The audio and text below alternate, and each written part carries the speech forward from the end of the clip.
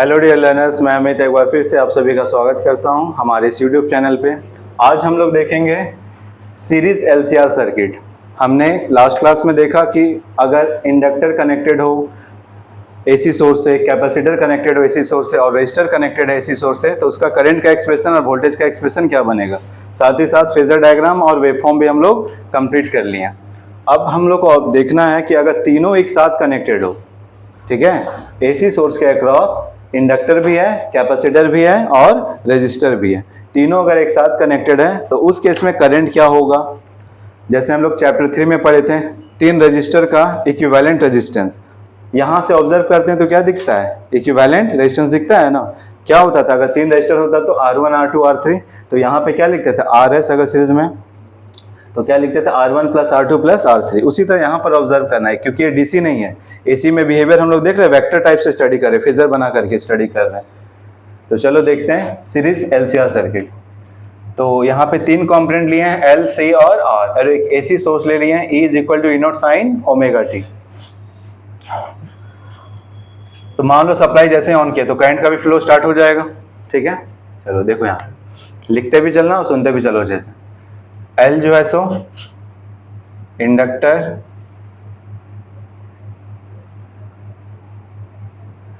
L जो है सो इंडक्टेंस ऑफ द इंडक्टर है, ठीक है। सी जो है capacitor, capacitance of the capacitor है। आर जो है resistance of the resistor. R क्या है, रेजिस्टेंस ऑफ द रेजिस्टर। ये तीन चीज हम लोग फिगर में देख रहे हैं, ठीक है। सीरीज सर्किट में बताओ क्या चीज का डिवीजन हो जाता है। करंट तो सेम फ्लो होने वाला है तीनों कंपोनेंट से, क्या चीज बढ़ जाएगा, वोल्टेज। तो वोल्टेज का हम लोग यहाँ पे मान ले रहे हैं, इंडक्टर के पास जो वोल्टेज होगा उसको मान ले रहे हैं VL, कैपेसिटर के पास जो वोल्टेज होगा उसको VC, रजिस्टर के पास जो वोल्टेज है उसको VR, ठीक है, तीनों चीज। तो VL क्या है, ठीक है, वोल्टेज अक्रॉस इंडक्टर। VC जो है वो वोल्टेज अक्रॉस कैपेसिटर, और VR जो है ये वोल्टेज अक्रॉस रेजिस्टर, रेजिस्टर के अक्रॉस का वोल्टेज, ठीक है। बताओ इंडक्टर की वजह से जो रिएक्टेंस होता है वो कितना होता है, एक्सेल। एक्सेल को क्या बोलते हैं हम लोग, एक्सेल क्या होता है बताओ, कैपेसिटिव इंडक्टिव रिएक्टेंस। एक्सेल को क्या बोलते हैं, इंडक्टिव रिएक्टेंस। इंडक्टर की वजह से जो एसी को अपोजिशन फेस करना पड़ता है उसको क्या बोलते हैं, इंडक्टिव रिएक्टेंस। और एक्सी को क्या बोलते हैं, कैपेसिटिव रिएक्टेंस। कैपेसिटर की वजह से जो एसी को अपोजिशन फेस करना है उसको कैपेसिटिव रिएक्टेंस। एक्सएल का वैल्यू कितना होता है, ओमेगा एल, और एक्सी का वैल्यू कितना है, 1/ω/c। ये सब चीज लास्ट क्लास में हम लोग देख चुके हैं, ठीक है। चलो अब यहाँ पे बताओ ओम्स लॉ। ओम्स लॉ में क्या होता है, किसी भी इलेक्ट्रिकल कंपोनेंट के अक्रॉस अगर ओम्स लॉ अप्लाई करना है तो ओम्स लॉ के अकॉर्डिंग क्या है, V इज इक्वल टू क्या होता है, I इंटू R। अगर किसी भी कंपोनेंट के अक्रॉस का वोल्टेज देख रहे हो तो उस कंपोनेंट से करंट कितना फ्लो हुआ और उस कंपोनेंट का रेजिस्टेंस कितना है। तो बताओ यहाँ पे ओम्स लॉ लगा सकते हैं, ठीक है। बताओ यहाँ पे E क्या है, देखो यहाँ पे बताओ, इस जगह पे ओम्स लॉ लगाओ। VL का वैल्यू कितना होगा, VL का वैल्यू, ये तो एक्सेल हो गया, VL का वैल्यू बताओ यहाँ पे, बताओ यहाँ का वोल्टेज, यहाँ से करंट कितना जा रहा है I, और यहाँ का रेजिस्टेंस कितना है, रिएक्टेंस XL, अपोजिशन को क्या बोलते हैं, एक्सेल ना। रेजिस्टेंस का काम कौन कर रहा है, ये इसका रिएक्टेंस ना काम करेगा। तो क्या लिखेंगे, आई एक्सेल, ठीक है, आई एक्सेल। तो VL का वैल्यू हो गया आई एक्सेल, ठीक है। उसके बाद VC का वैल्यू क्या होगा, VC का वैल्यू क्या होगा, आई एक्सी। इसका रेजिस्टेंस जो रिएक्टेंस होता है उसको क्या बोलते हैं, एक्सी बोलते हैं ना। करंट इनटू रेजिस्टेंस का जो काम कर रहा है वही, तो यहाँ करंट है आई और इसका अपोजिशन का काम कौन कर रहा है, एक्सी ना। तो आई इंटू एक्सी। यहाँ पे बताओ वोल्टेज अक्रॉस रेजिस्टर VR का वैल्यू क्या होगा, आई इंटू रेजिस्टेंस कितना है, आर, आई इंटू आर, ये हो जाएगा वोल्टेज तीनों के अक्रॉस का। समझ गए। ई क्या है, सोर्स वोल्टेज। ई क्या है, सोर्स वोल्टेज। ई जो यहाँ लिख दे रहे हैं सोर्स वोल्टेज है, ठीक है। ये जो है सो सोर्स वोल्टेज है। यहाँ पे ओम्स लॉ अप्लाई कर ले, यहाँ भी ओम्स लॉ अप्लाई करो। यहाँ पे बताओ, यहाँ का अगर वोल्टेज जो देखोगे वो कितना होगा, यहाँ का वोल्टेज कितना है, ई। यहाँ से करंट कितना जा रहा, आई ना, करंट फ्लो हो रहा, I. E is equal to I, voltage equal to V is equal to I R ही अप्लाई कर रहे हैं। यहाँ का वोल्टेज क्या है, E, और यहाँ से जो करंट फ्लो हो रहा वो क्या है, I। तो यहाँ से जो टोटल, जैसे DC केस में हम लोग पढ़ते थे, टोटल क्या दिखता था, रेजिस्टेंस। तो यहाँ से यहाँ का इम्पीडेंस, यहाँ का रेजिस्टेंस को क्या लिखेंगे हम लोग, कुछ अलग नाम देंगे ना। जैसे सीरीज सर्किट में क्या देते थे, RS लिखते थे। तो यहाँ से जो नेट इन तीनों की वजह से जो अपोजिशन हो रहा है उसको हम लोग लिखते हैं Z से। तो E is equal to I Z. Z को बोलते हैं इम्पीडेंस, इम्पीडेंस, ठीक है, impedance of the circuit, impedance of the circuit. Impedance मतलब जैसे सीरीज सर्किट में क्या पढ़ते थे, 3 रेजिस्टर है तो तीनों की वजह से इफेक्टिव रेजिस्टेंस पढ़ते थे ना। तो इन तीनों की वजह से इफेक्टिव अपोजिशन जो होगा उसको हम लोग जेड से लिखते हैं, ठीक है। तो इम्पीडेंस ऑफ द सर्किट। तो इम्पीडेंस का मतलब होता है effective opposition, effective opposition offered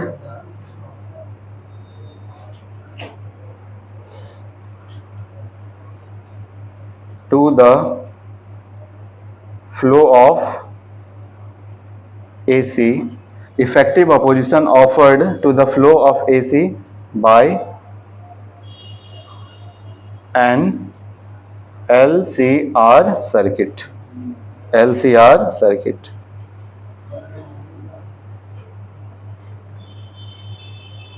ठीक है, मतलब कि तीनों के मिलने की वजह से जो नेट अपोजिशन फेस करना होगा एसी को, उसी को हम लोग क्या बोलते हैं, इम्पीडेंस ऑफ द सर्किट। समझ गए, ठीक। तो ये हो गया ओवरव्यू इसका कि हाँ एसी सोर्स है तो वोल्टेज जो होगा वो इसके पास कुछ जाएगा, इसके पास कुछ जाएगा, इसके पास कुछ जाएगा। तीनों का जो नेट वोल्टेज होगा वो किसके बराबर होगा, ई के बराबर।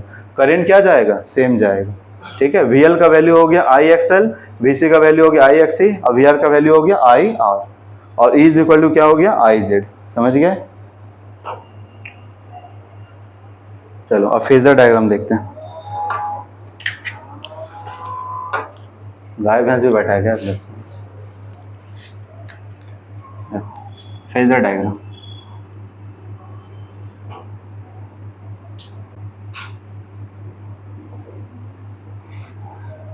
ठीक है, फेजर डायग्राम देख।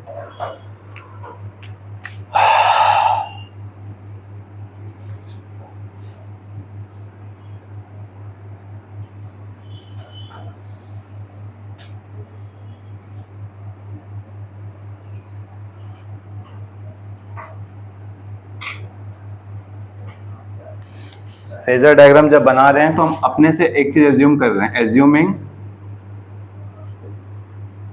XL is greater than XC. XL जो है वो बड़ा है एक्सी से। क्या मतलब है इसका, इसका जो रिएक्टेंस है वो मान लो 20 ओम है, तो इसका रिएक्टेंस कितना है, 10 ओम। कम है, ये ज़्यादा है। तो अगर ये ज़्यादा है तो बताओ तो यहाँ का वोल्टेज भी क्या होगा, VL का VL जो है, अगर एक्सएल ज़्यादा है, करंट तो सेम जा रहा, तो VL और VC में कौन ज़्यादा होगा, VL ज़्यादा होगा, क्योंकि एक्सएल ज़्यादा है। समझ गया? तो इसके अक्रॉस का वोल्टेज क्या है? ज़्यादा, इसके अक्रॉस का वोल्टेज क्या होगा? कम। अभी बताएं फेजर डायग्राम में क्या करना है। सबसे पहले क्या बनाना है? करंट। तो करंट को किधर बनाएं? इसमें देखें ना, हर केस में करंट किधर बनाए थे? हॉरिजॉन्टल बना रहे थे ना। तो यहाँ पे हम लोग करंट बना ले रहे हैं। क्या चीज़ सेम है सब में? तीनों कंपोनेंट में क्या चीज़ सेम है? करंट। तो करंट को हम लोग फेजर रेफरेंस ले लेते हैं। तो यहाँ पे ले ले रहे करंट को हम लोग रेफरेंस। ठीक है, करंट को ले लिया यहाँ पे रेफरेंस। तो करंट का नाम क्या है? करंट को क्या है? आई। ठीक है, बताओ अब रेजिस्टर के पास जो वोल्टेज होगा वो करंट से तो ज़्यादा मैग्नीट्यूड का होगा, क्योंकि करंट इंटू रेजिस्टेंस है। तो रेजिस्टर के पास का जो वोल्टेज होगा वो करंट के साथ क्या होता है? फेज में होता है। तो अगर करंट यहाँ पे बनाया तो वोल्टेज किधर बनेगा? इसका इसी पे बनेगा। इसका नाम क्या रख दें? V R. समझ में आया? V R. ठीक है, समझ गए? अभी बनाए थे ना कि रजिस्टर के केस में करंट और वोल्टेज क्या होता है? सेम फेज में। फिर इंडक्टर के केस में बात करो। इंडक्टर का देखो, अभी जो डायग्राम बनाए, इंडक्टर का वोल्टेज किधर बनाए थे? ऊपर में, ताकि करंट क्या दिखे? 90 डिग्री पीछे दिखे। तो इंडक्टर का वोल्टेज को बना ले इधर।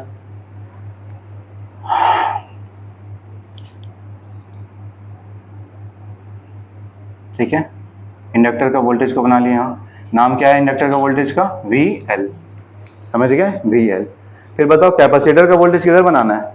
नीचे, ताकि करंट क्या दिखे? 90 डिग्री आगे दिखे। तो कैपेसिटर का वोल्टेज किधर बनाएंगे? नीचे की तरफ। अब उसका लेंथ कितना होगा? वी एल से क्या होगा? कम होगा या ज़्यादा होगा? कम, क्योंकि वी सी का वोल्टेज क्या है? कम, क्योंकि एक्सएल क्या है? ज़्यादा। तो एक्सी से ज़्यादा है, तो ये वोल्टेज इधर क्या आएगा? इसका लेंथ क्या बनाए? थोड़ा कम।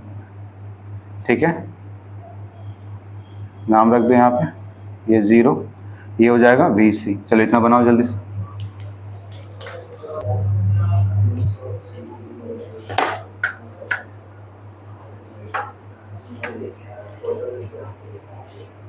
हो गया?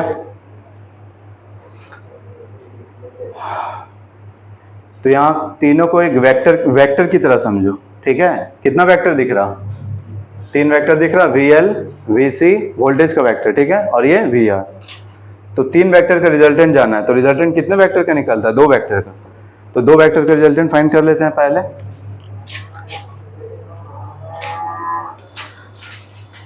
रिजल्टेंट फाइंड करने का सबसे अच्छा तरीका क्या है? अगर 2 वेक्टर 180 डिग्री में है तो रिजल्टेंट क्या होता है? ऐड करते हैं या सब्ट्रैक्ट करते हैं?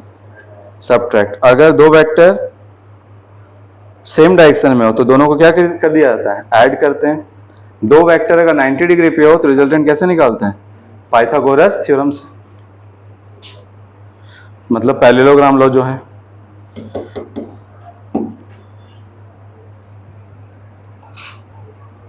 ठीक है, हो गया? चलो अब यहां देखो, देखो ये एक वेक्टर वी एल और ये वी सी, दोनों कितने डिग्री पे है? 180 डिग्री। तो इसमें से अगर इतना ये काट के हटा दें तो बचेगा कितना? इतना बचेगा ना, क्योंकि अगर इधर इतना है तो इसमें से ये अपोज करने का काम कर रहा है ना। तो इसमें से ये हटा दें तो कितना बचेगा? तो इसको हटाओ और इसको भी आप कितना समझो? यहाँ तक। और इसका नाम क्या हो जाएगा? वी एल माइनस वी सी। समझ गए? इतना में से अगर इतना हटा दे तो इतना ही बचेगा ना। ठीक है, अब बताओ तो 2 वेक्टर कौन कौन बच गया? ये वी एल माइनस वी सी और एक ये वी आर। तो 2 वेक्टर बच गए, दोनों के बीच में एंगल कितना डिग्री है? 90। तो इसका रिजल्टेंट के लिए क्या करेंगे अब? तो एक पैरेललोग्राम बना लिए और यहाँ से ये ऐसा। ठीक है, तो यहाँ का जो वोल्टेज है वो कैसे बनेगा? अब बताओ, 2 वोल्टेज बन गया, एक वेक्टर ये और एक वेक्टर ये। तो दोनों का रिजल्टेंट कैसे फाइंड करते हैं? डायगोनल मिलाते हैं ना। तो डायगोनल मिला दिए। तो ये जो नेट आया, ये नेट किसका वोल्टेज है? कहाँ का वोल्टेज होगा? सोर्स वोल्टेज, क्योंकि सोर्स वोल्टेज ही ना नेट वोल्टेज होगा। कुछ यहाँ जा रहा है, कुछ यहाँ जा रहा है और कुछ यहाँ जा रहा है। तो इसका नाम क्या रख दिया हम? ई। ये वी आर है। अगर ये वी एल माइनस वी सी है तो इसका वैल्यू भी क्या है? वी एल माइनस वी सी। समझ गए? अब यहाँ से देखो, ये इंडक्टर के केस में करंट क्या था? 90 डिग्री लैग कर रहा था। और कैपेसिटर के केस में ये करंट है। कैपेसिटर के केस में करंट क्या होता है? 90 डिग्री लीड करता हुआ दिखता है। मार्क करो इसको जल्दी।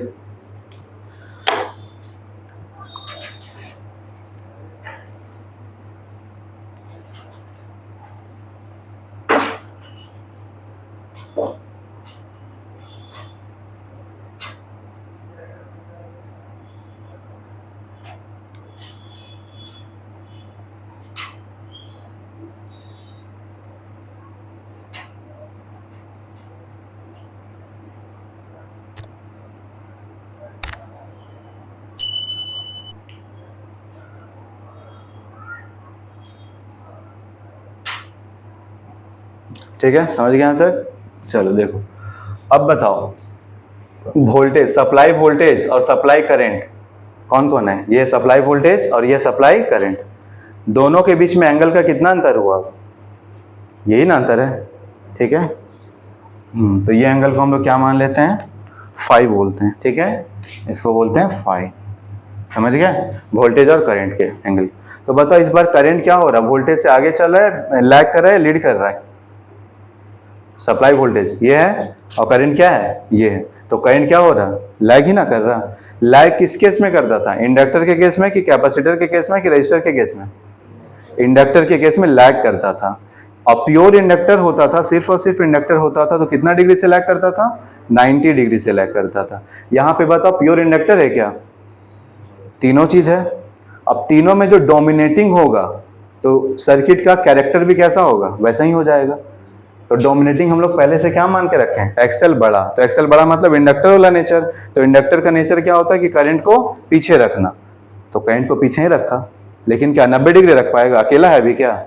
तीनों मिल गया है ना, तो इसलिए करंट लैग ही करेगा, लेकिन कितना डिग्री से? 90 डिग्री से नहीं, कुछ अलग एंगल से, 90 से कम, क्योंकि तीनों है भी अवेलेबल, ठीक है। तो बताओ यहां से करंट क्या बन जाएगा? करंट का एक्सप्रेशन अगर E = E0 sin omega t है तो करंट कितना डिग्री पीछे चल रहा? फाई।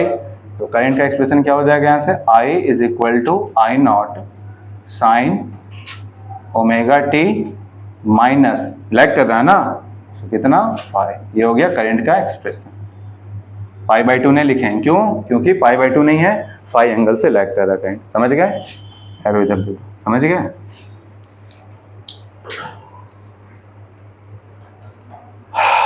अब बताओ I0 का वैल्यू क्या लिखोगे? I0 यहां से ना करंट देख रहे हैं, तो यहां से करंट देख रहे हैं, तो अगर I = क्या होता है बताओ? Voltage by resistance. तो यहाँ बताओ, यहाँ पे वोल्टेज कितना है? पिक करंट फाइंड करना है, तो वोल्टेज भी कौन सा लेंगे? पिक वाला वोल्टेज। और यहाँ से जो रेजिस्टेंस मतलब अपोजिशन जो दिख रहा है उसका नाम क्या रखे हम लोग? Z। तो Z, तो I0 = क्या होगा? E0/Z। रजिस्टर के केस में क्या था? I0 E0/R। इंडक्टर के केस में क्या था? E0/XL। कैपेसिटर के केस में क्या था? E0/XC। समझ गए ये? चलो अब देखो तो सप्लाई वोल्टेज कौन है? ये E, और रजिस्टर का वोल्टेज ये, और ये इंडक्टर और कैपेसिटर का नेट जो आया ये। देखो तो इस राइट ट्रायंगल में हम लोग पाइथागोरस थ्योरम लगा सकते हैं। राइट ट्रायंगल में तो बताओ इसमें पाइथागोरस थ्योरम लगाओगे तो हाइपोटेनस कौन है? अगर ये 90 डिग्री है तो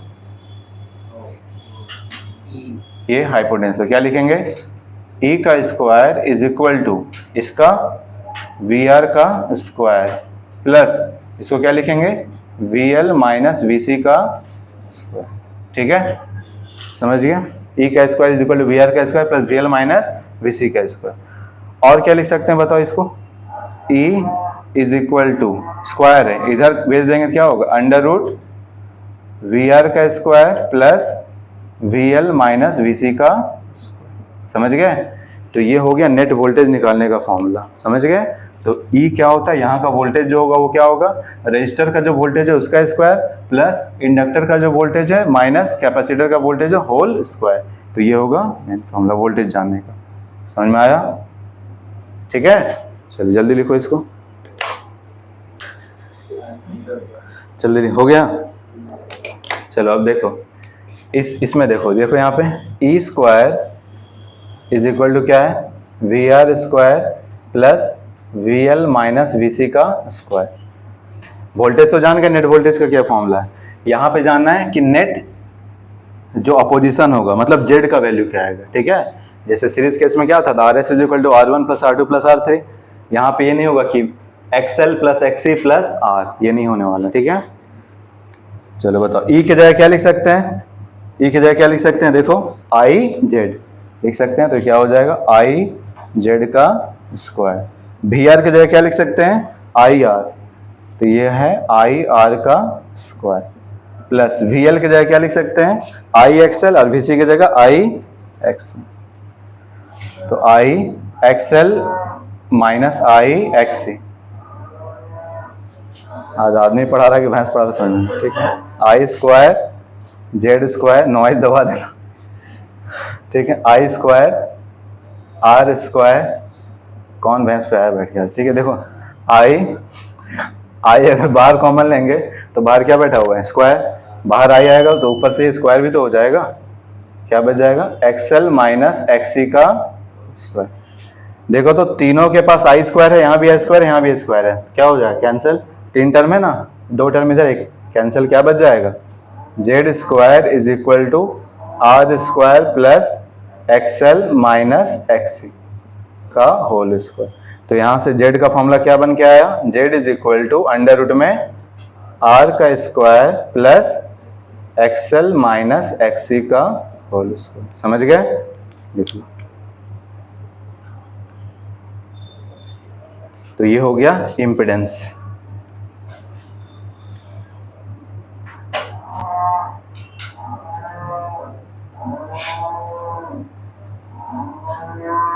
बैठ गया भैंस पे, लगता है वो मोटका नहीं था जो दुकान में बैठा रहता है, आज दुकान में नहीं बैठा है, भैंसे पे बैठ गया। तो देखो फॉर्मूला सिंपल याद रखने का, दोनों का एक ही टाइप से, E इज इम्पीडेंस, ठीक है। देखो यहाँ पे E का वैल्यू क्या, अंडर रूट में वोल्टेज के बारे में जानना है तो रजिस्टर का पास का वोल्टेज, इंडक्टर के पास का वोल्टेज माइनस कैपेसिटर का वोल्टेज का स्क्वायर। और जब इम्पीडेंस जानना है तो देखो वोल्टेज लिख रहे थे रेजिस्टेंस का, रजिस्टर के अक्रॉस का ना, यहाँ रजिस्टर का रेजिस्टेंस लिखो, वोल्टेज लिख रहे थे इंडक्टर का, यहाँ पे इंडक्टर का रिएक्टेंस लिखो, कैपेसिटर का वोल्टेज की जगह कैपेसिटर का कैपेसिटेंस लिखो, फॉर्मूला डिट्टो वैसा ही, ठीक है।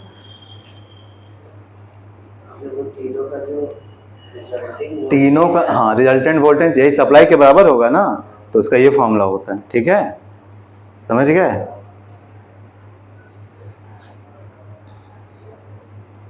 और तीनों की वजह से मान लो 10 ओम का, ये 20 ओम का, ये 30 ओम का, तो ऐसा मत बोल लेना 30, 20 50 और 10 60 हम नहीं आने वाला, इस फॉर्मूला के अकॉर्डिंग आएगा, समझ गए।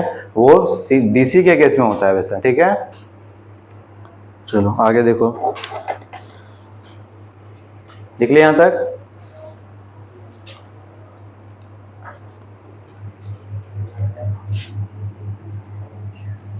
फेज एंगल,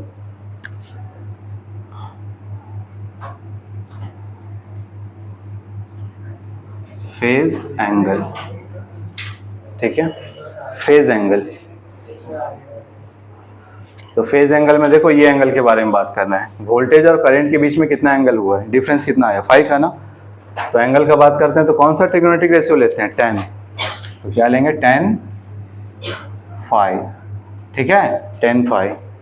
देखो यहाँ पे इस ट्रायंगल में देखो 10 फाई का वैल्यू क्या होगा, परपेंडिकुलर बाई बेस, परपेंडिकुलर का वैल्यू क्या है, VL माइनस VC, और बेस का वैल्यू VR, टेन थीटा होता है ना परपेंडिकुलर बाई बेस, तो VL minus VC by VR।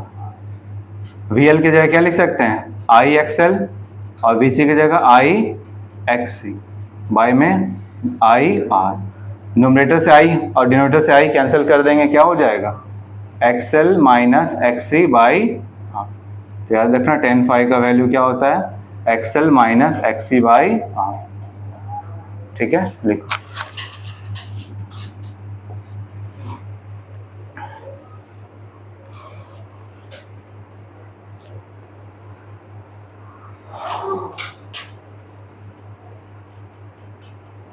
ठीक है, 10 फाई क्या होता है, XL minus XC by R।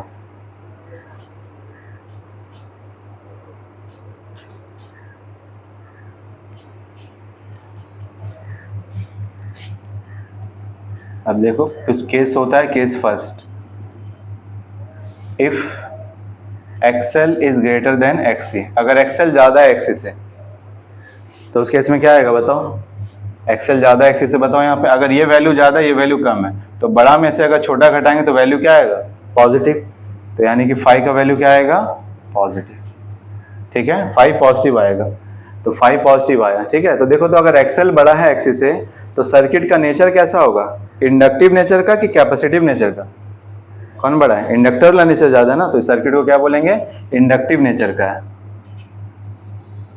Inductive nature का है सर्किट जो है, इंडक्टिव मतलब डोमिनेटिंग इफेक्ट किसका है, तो इंडक्टर का है, तो इंडक्टिव नेचर, तो इंडक्टिव नेचर का होगा तो कौन लैग करेगा, करंट ना लैग करेगा, तो करंट लिखेंगे क्या, current lags the voltage,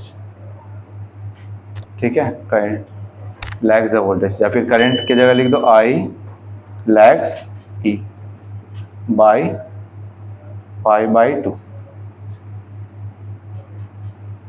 radian, ठीक है। ये case 2,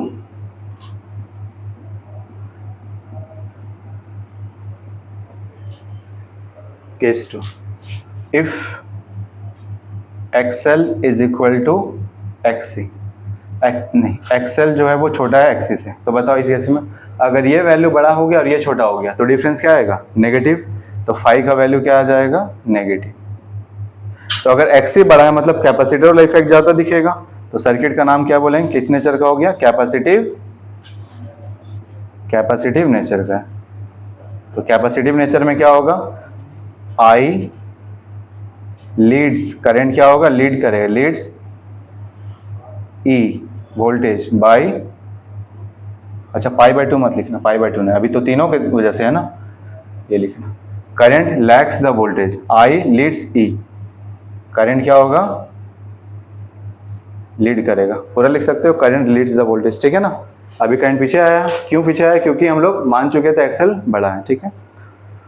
case 3,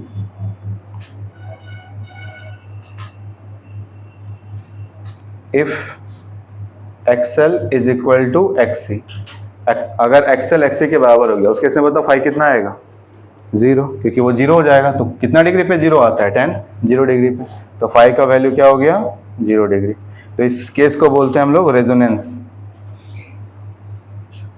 resonance condition, resonance condition बोलते हैं इसको। और जब रेजोनेंस होता है सर्किट का तो उस केस में करंट जो है ना सर्किट में बहुत ज़्यादा फ्लो होता है, ठीक है। इस केस को डिटेल में अगले क्लास में पढ़ेंगे, रेजोनेंस कंडीशन इसको बोलते हैं। तो जब रेजोनेंस हो जाता है तो करंट और वोल्टेज सेम फेज में हो जाएगा। देखो यहाँ पे, देखो ध्यान से, अगर XL XC के बराबर हो गया, XL XC के बराबर हो गया तो VL VC के भी बराबर हो जाएगा, क्योंकि ये जान रहे हैं ना, अगर ये दोनों बराबर है 5-5 ओम का ही हो गया तो वोल्टेज इंडक्टर और वोल्टेज कैपेसिटर दोनों बराबर, तो जब दोनों बराबर तो ये दोनों का अंतर कितना, 0, तो ये इसका लेंथ इतना रहेगा, कितना रहेगा, 0, मतलब चिपक जाएगा यहाँ के, तो ये चिपक जाएगा आके, तो ये करंट और ये वोल्टेज क्या हो जाएगा, सेम फेज में, ठीक है। इसको बोलते हैं करंट I एंड E, इसको डिटेल में पढ़ेंगे, इंपॉर्टेंट है केस 3, ठीक है। I and E are in same phase, तो सेम फेज में कब होता है करंट और वोल्टेज, जब सिर्फ और सिर्फ रेजिस्टर था। क्या तीनों के होने से भी सेम फेज में हो सकता है, हाँ हो सकता है, कौन सा केस में, जब XL किसके बराबर हो जाए, XC की केस, ठीक है। इसको बोलते हैं रेजोनेंस कंडीशन, लिख लो यहाँ तक।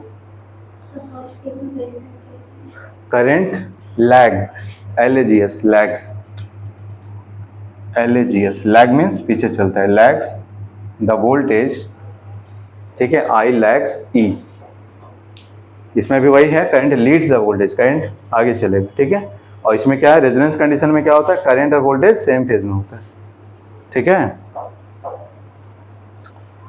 ठीक है। तो ये रहा सीरीज LCR सर्किट का पूरा डेरिवेशन। इफेक्टिव वोल्टेज कितना होगा, सोर्स वोल्टेज, और रजिस्टर के अक्रॉस का वोल्टेज, कैपेसिटर का वोल्टेज, इंडक्टर का वोल्टेज का जो फॉर्मूला बनेगा, ये सर्किट का जो ओवरऑल इंपीडेंस होगा वो इससे फाइंड करते हैं हम लोग, फेज एंगल इससे फाइंड करते हैं, और ये सब नेचर। अगर XL ज़्यादा है तो समझ जाओ कि इंडक्टिव नेचर का है, करंट लैग ही करेगा। XC ज़्यादा है मतलब कैपेसिटर नेचर का, कैपेसिटिव नेचर का। कैपेसिटिव नेचर में क्या होता है, करंट लीड करता था 90 डिग्री से, लेकिन अभी तीनों है ना तो 90 से नहीं लीड करेगा, लेकिन कुछ लीड करेगा, ठीक है। और XL अगर XC के बराबर है तो करंट और वोल्टेज क्या हो जाएगा, सेम फेज में, ठीक है। ठीक है, तो आज इतना ही रखते हैं, थैंक यू।